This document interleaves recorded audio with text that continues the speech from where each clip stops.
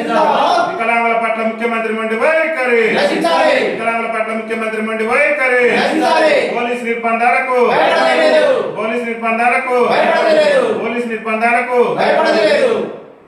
ఈరోజు భారత వికలాంగుల హక్కుల పరిరక్షణ సమితి ఆధ్వర్యంలో ఏదైతే నిన్న జరిగినటువంటి వికారాబాద్ జిల్లా కలెక్టరేట్లో మరి పోలీసు నిర్బంధాలతోని వికలాంగుల హక్కుల సాధన కోసం ఏదైతే కాంగ్రెస్ పార్టీ తన ఎన్నికల మేనిఫెస్టోలో ఆనాడు పిసిసి అధ్యక్షుడిగా ఉండి పిసిసి అధ్యక్షుని హోదాలో కాంగ్రెస్ పార్టీ ఎన్నికల మేనిఫెస్టోలో మరి మేము అధికారంలోకి వస్తే వికలాంగుల పెన్షన్ను వెంటనే 6,000 చేస్తామని చెప్పేసి ముఖ్యమంత్రి రేవంత్ రెడ్డి గారు స్వయంగా ప్రెస్ మీట్ పెట్టి ఈ సభ్య సమాజంలో మరి ఎవరైతే ఈ సభ్య సమాజంలో ఉన్నటువంటి ప్రజానికాన్ని మొత్తం కూడా తెలిసేటటువంటి సమాజానికి సమాచారం చేరవేసేటటువంటి జర్నలిస్టుల సాక్షిగా ఆ రోజు మరి గాంధీ భవన్లో ముఖ్యమంత్రి రేవంత్ రెడ్డి గారే పిసిసి అధ్యక్షుడి హోదాలో వికలాంగుల పింఛన్ ఒక్కటే కాదు రాష్ట్రంలో ఉన్న ఆసరా పింఛన్లన్నీ కూడా మేము గెలిచిన నెల రోజుల్లోనే పింఛన్ వస్తాయని చెప్పేసి మరి చెప్పడం జరిగింది. ఇవాళ ముఖ్యమంత్రి గారు చెప్పిన మాటలు మీడియా మిత్రులకు కూడా మేము చూపిస్తున్నాం. ఎందుకంటే ముఖ్యమంత్రి గారే స్వయంగా ఆనాడు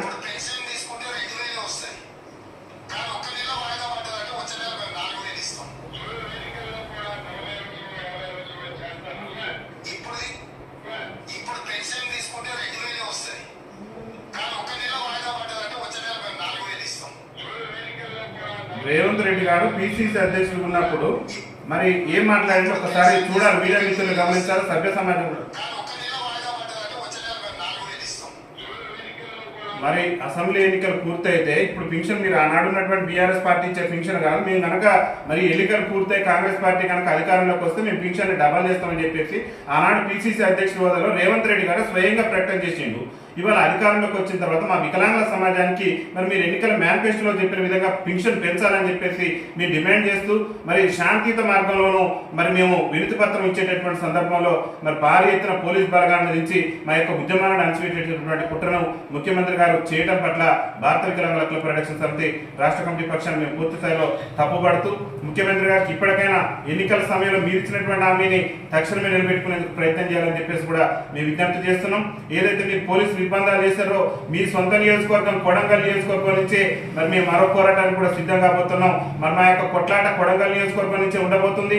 ప్రధానంగా పార్లమెంట్ ఎన్నికల్లో కాంగ్రెస్ పార్టీకి ఓటేయండి, స్థానిక సంస్థల ఎన్నికల్లో వికలాంగులకు రాజకీయ రిజర్వేషన్ కల్పిస్తాం, మరి అసెంబ్లీ ఎన్నికల్లో ఓటేస్తే వికలాంగుల పింఛన్ 6,000 చేస్తాం, వికలాంగుల బ్యాక్లాగ్ ఉద్యోగాలు భర్తీ చేస్తాం, వికలాంగులందరికీ ఆర్టీసీలో ఉచిత ప్రయాణ సౌకర్యం కల్పిస్తానని ఇదే రేవంత్ రెడ్డి గారు ఆనాడు పిసిసి అధ్యక్షుడి హోదాలో చెప్పిండు. ఇవాళ ముఖ్యమంత్రి అయిన తర్వాత మరి ఎందుకు విస్మరిస్తున్నాడు, వికలాంగుల సమాజం పట్ల ఎందుకు ఇంత చిన్న చూపు చూస్తున్నారో ముఖ్యమంత్రి గారే సమాధానం చెప్పాలని చెప్పేసి భారత వికలాంగుల హక్కుల పరిరక్షణ సమితి రాష్ట్ర కమిటీ పక్షాన మేము డిమాండ్ చేస్తూ ముఖ్యమంత్రి గారికి ఒకటే చెప్తున్న ఖబర్దార్ రేవంత్ రెడ్డి గారు మా యొక్క ఆకాంక్షలకు అనుగుణంగా మా సమస్యలు పరిష్కరిస్తానని చెప్పేసి ఆనాడు మీరు ఏ విధంగా అయితే చెప్పారో పిసిసి అధ్యక్షుడి హోదాలో మరి ఆ యొక్క చెప్పినటువంటి అంశాలను తక్షణమే అమలుపరచాలి, తక్షణమే వికలాంగుల పెన్షన్ 6,000 చేయాలి, వికలాంగులకు ఆర్టీసీలో ఉచిత రవాణా ఇస్తానని చెప్పేసి ఇవాళ సభ్య సమాజంలో అట్టడుగు నుండి దుర్భర జీవితాలు గడుపుతూ మరి బతుకు జీవుడు అంటూ కాలం వెళ్ళదిస్తున్నటువంటి వికలాంగులకు ఉచిత రవాణా సౌకర్యం ఇచ్చేందుకు మీరు మీరమేసాలు ఎక్కించడం అనేటటువంటిది ఒక దురదృష్టకరమైనటువంటి అంశం.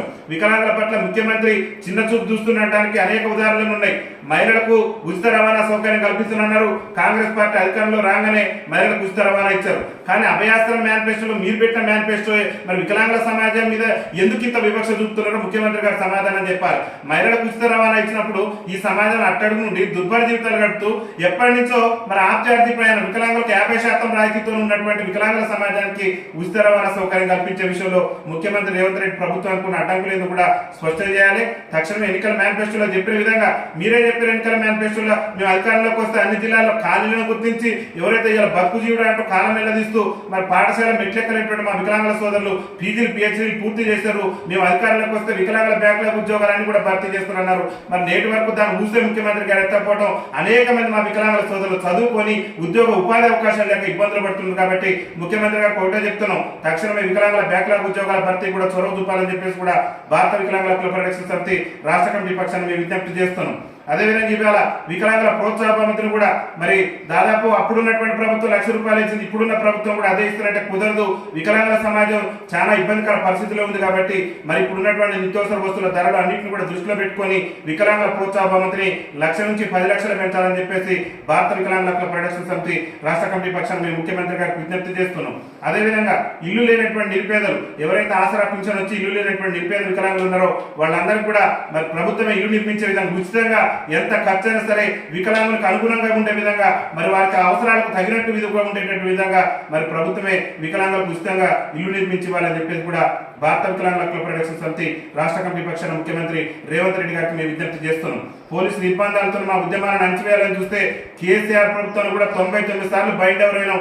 ఏనాడు కూడా ఈ అక్రమ అరెస్టులకు అక్రమ నిర్బంధాలకు భయపడలేదు. మా ప్రాణ త్యాగం చేస్తేనే సరే మా జాతి హక్కుల కోసం మేము పోరాటాలు చేస్తాం చెప్తే మీ బోర్డు బెదిరింపులకు మీ పోలీసుల బెదిరింపులకు కూడా మేము భయపడే ప్రసక్తి లేదు. హక్కుల కోసం ఆత్మగౌరవం కోసం శాంతియుత మార్గంలోనే భారత వికలాంగుల హక్కుల పరిరక్షణ సమితి పోరాటం చేస్తుంది చెప్తే ఎక్కడ అరాచకత్వం సృష్టించి ఎవరికో ఇబ్బంది కలిగించే విధంగా ప్రజాస్వామ్యాన్ని కూని చేసే విధంగా మేము ఉద్యమాలు చేయట్లేదు.